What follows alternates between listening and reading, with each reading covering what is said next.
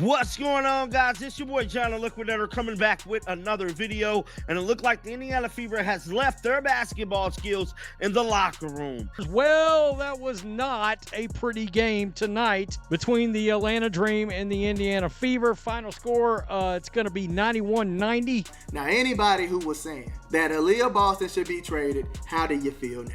The Indiana Fever's home crowd arrived with hope, but left in stunned silence. What was expected to be a showcase of rising WNBA brilliance turned into a night marred by controversy, confusion, and chaos. On paper, Caitlin Clark had another electrifying performance, dropping 27 points and delivering 11 assists with 5 rebounds. But the final score told a different story, a gut-wrenching 91-90 loss to the Atlanta Dream. The biggest enemy in the arena wasn't Atlanta's defense. It was the officiating crew. To me, challenges cannot take that long. It ruins the flow of the game. I get it, it's early in the year, the refs want to make the right call.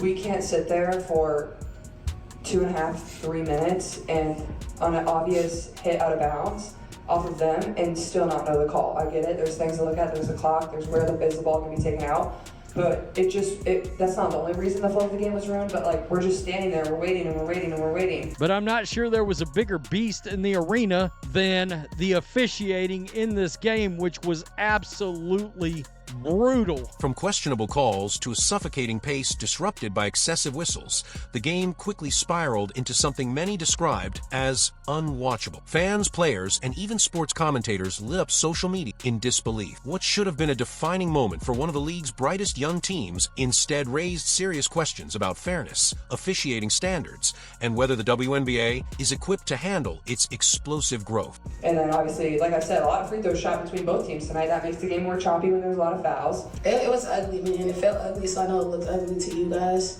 And I think that, for one, we have to give ourselves some grace. We just started this thing less than like 2 or 3 months ago, and so I think it's just a learning curve as far as seeing what people need and where we need to be most effective.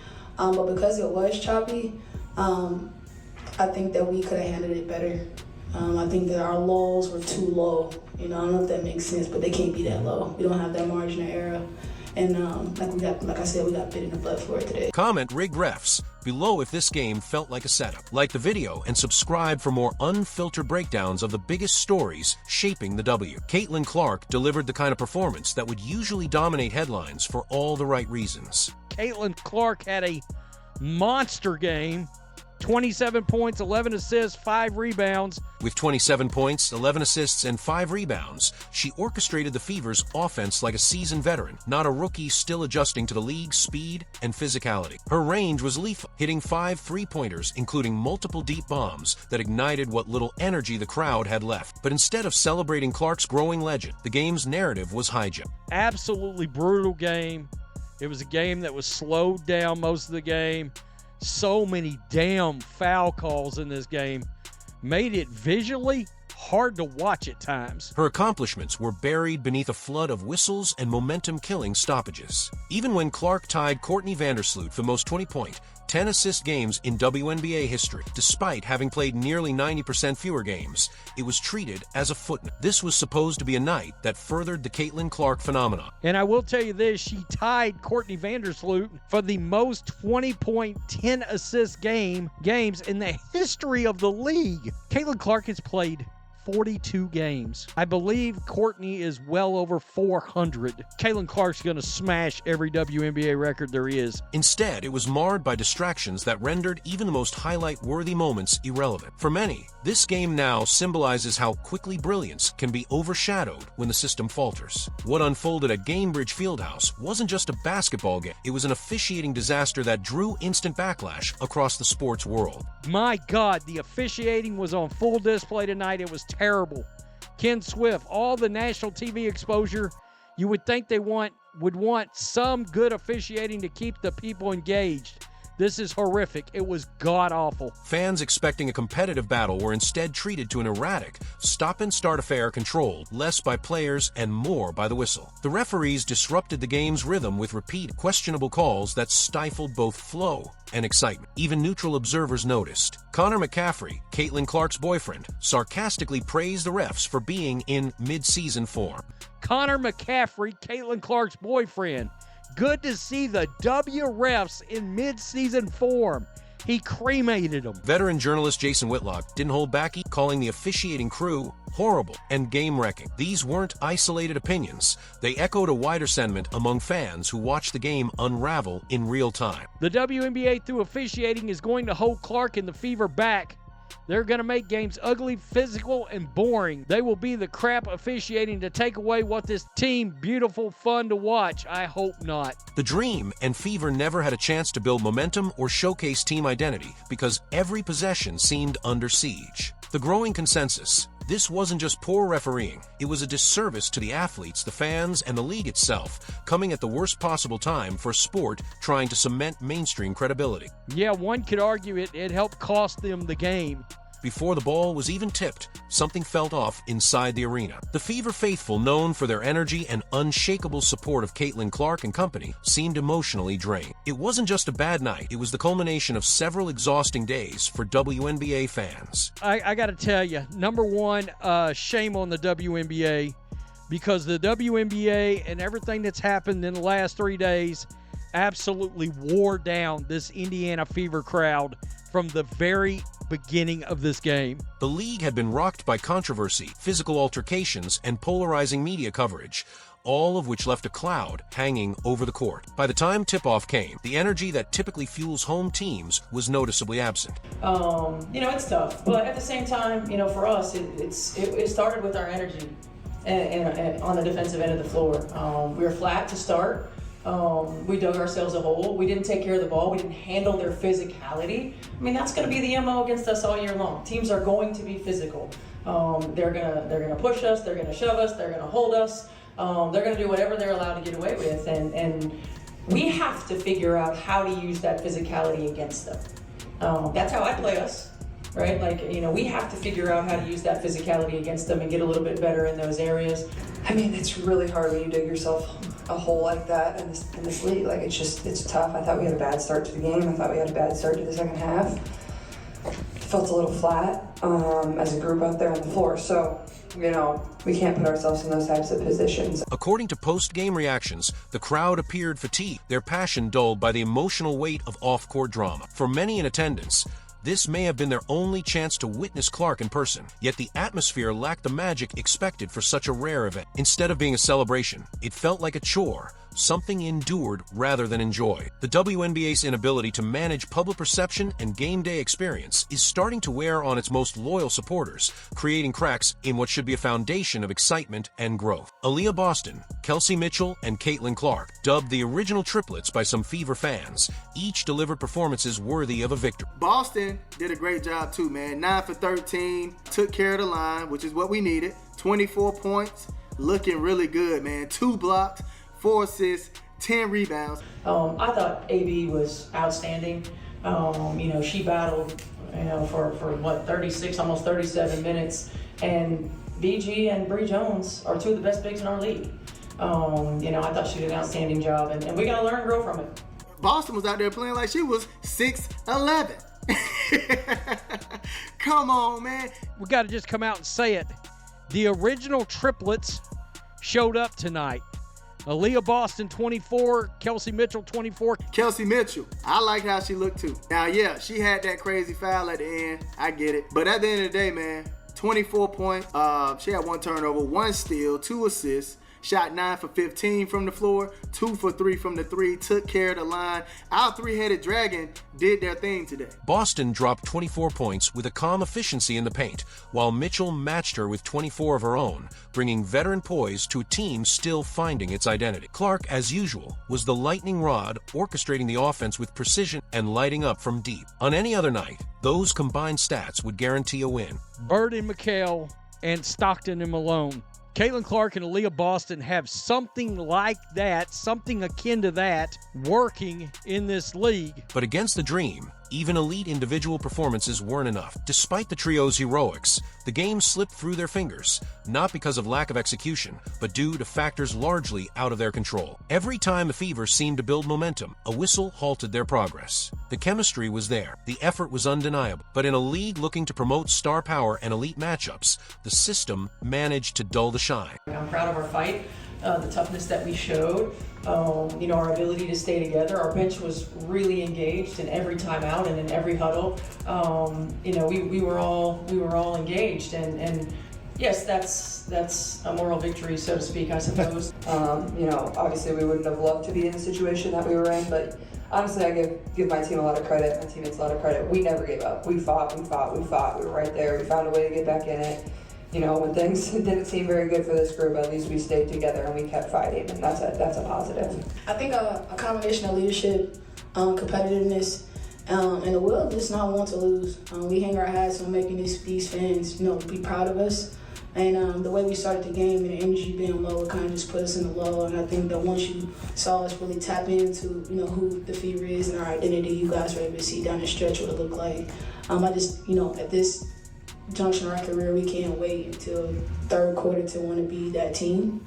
And I just, like I said, that's a learning point for us now. We're going to go get it.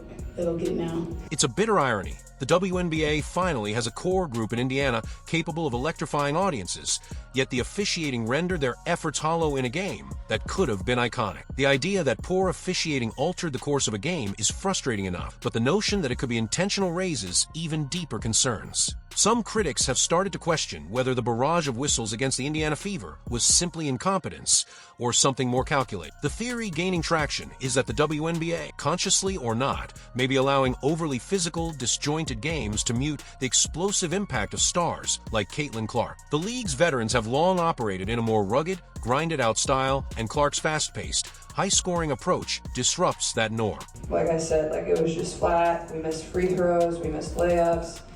We didn't really execute. They were physical, and I think that was kind of why it didn't feel as smooth as we would have liked there. Well, man, like I said, when it came to personnel, knowing who we needed to guard, there were certain things set in stone and set in place to do, and we didn't, you know, keep people on certain sides of the floor. Digging on Brittany Griner at 6'8", it's only so much Aaliyah Boston and Tasha Hart can do. So it's just being a better guard and helping our post when we needed to be effective at.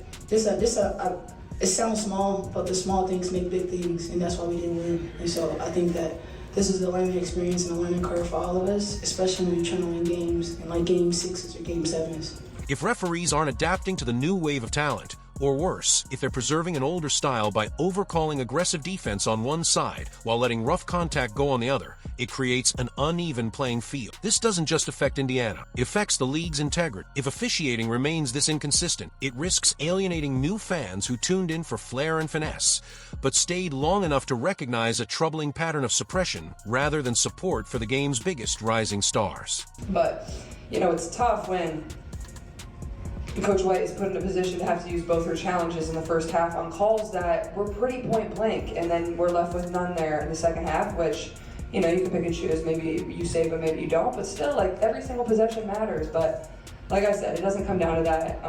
You know, no matter what, if it's a choppy game, we got to find a way to find our flow a little bit better, especially to start the game and start the second half, for sure. Yeah, I mean, it's tough. You know, it's every coach's frustration when you have to use challenges on out of bounds plays. I mean, it is what it is. But for teams to win 3 challenges in the first half, I don't know that I've ever seen that either. What unfolded inside Gainbridge Fieldhouse wasn't just a loss for the Fever, it was a heartbreak for the crowd. Thousands came in with the hope of witnessing a moment of history, many attending their first ever WNBA game, eager to see Caitlin Clark live. But as the minutes ticked by and the game grew slower and more erratic, it became clear this wasn't the experience they expected. The frustration was palpable. Every questionable whistle chipped away at the excitement, leaving behind confusion and silence. One could feel the disappointment settling in the stands, less like the aftermath of a loss, and more like something had been taken. The Fever players fed off whatever energy the fans could muster, but it was a heavy lift. The joy of live basketball was replaced by exhaustion. I felt like the crowd was kind of just waiting for a moment to cheer and kind of go crazy, so I appreciate them. They really helped us there, especially in the fourth quarter, and helped us really get the lead there with a few seconds to go. For a league still building its relationship with a new, rapidly expanding fan base, this was a missed opportunity. Instead of creating lifelong memories, the WNBA allowed poor management and inconsistent officiating to cast a shadow over what could have been an iconic night in Indiana basketball. Caitlin Clark's game is made for viral moments, Her step-back threes from Malogo, her no-look assists, her clutch plays, they're tailor-made for instant replay and social media buzz. And against the Atlanta Dream, she delivered plenty of those highlights. This is Caitlin Clark, one of the deep threes earlier in the game right here. You're going to see this. That's the kind of screen I'm talking Kelsey, about. back over Back to for Clark. Boom. And hits a three. I mean, That's just what beautiful. I'm talking. She had an unbelievable game. From launching deep bombs to hitting high arc threes while falling to the floor, her shot making was spectacular. This was one that I said when she hit it, that she shot it from down the street and around the bend. It was a long three-pointer. That is just that signature Caitlin Clark shot. She will launch. Oh, yes! She actually got knocked down on that one. It's just that signature Caitlin Clark shot. Yeah, she will launch. Boom. Clips of her long range make circulated almost immediately, with fans calling her shot selection unreal and must-see. Right here, Clark's got the early ball. hole here. Clark looking to get Way going. back. Oh, Boom. that's a deep three. Another deep three. And, of course, right here, one of Caitlin's long bombs later in the game. Right here, it was beautiful. Another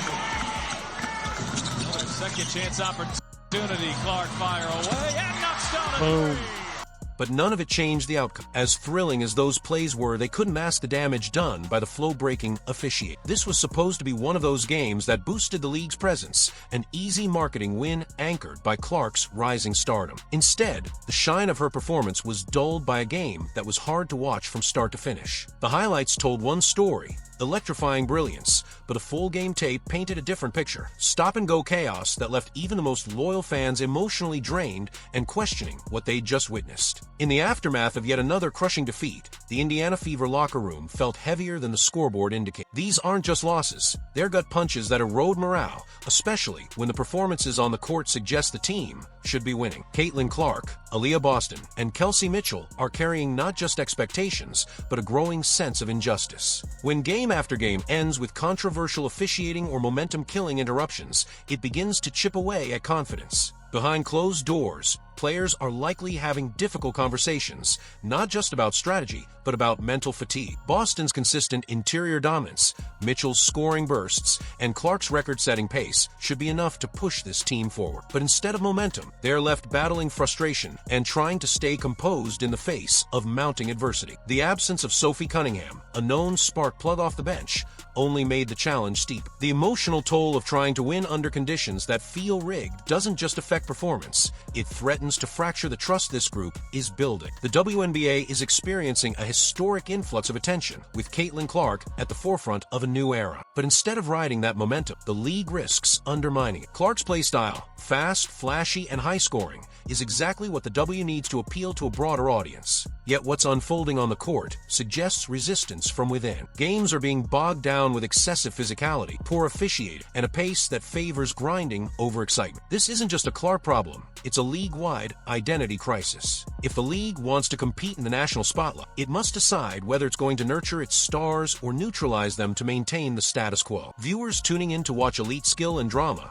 are instead met with foul, heavy slogs that leave little room for momentum. The irony is striking. At the very moment the WNBA could be capitalizing on the biggest surge in interest it's ever seen, its internal inconsistencies threaten to drive away the exact fans it worked so hard to attract. The Indiana Fever versus Atlanta Dream showdown was more than a regular season clash. It was a warning shot. A league brimming with potential, talent, and cultural relevance is now standing at a dangerous crossroads. On one side lies growth, fueled by superstars like Caitlin Clark and the fans she brings. On the other side, stagnation, enabled by inconsistent officiating, outdated gameplay enforcement, and an organizational reluctance to evolve. If the WNBA continues allowing its games to be decided by whistles rather than execution, it risks squandering its own momentum. Viewers aren't just watching for wins and losses, they're watching for history, for magic, for the moments that go beyond the box score. The Fever's loss exposed something bigger, a league struggling to keep up with the very excitement it created. And if that continues,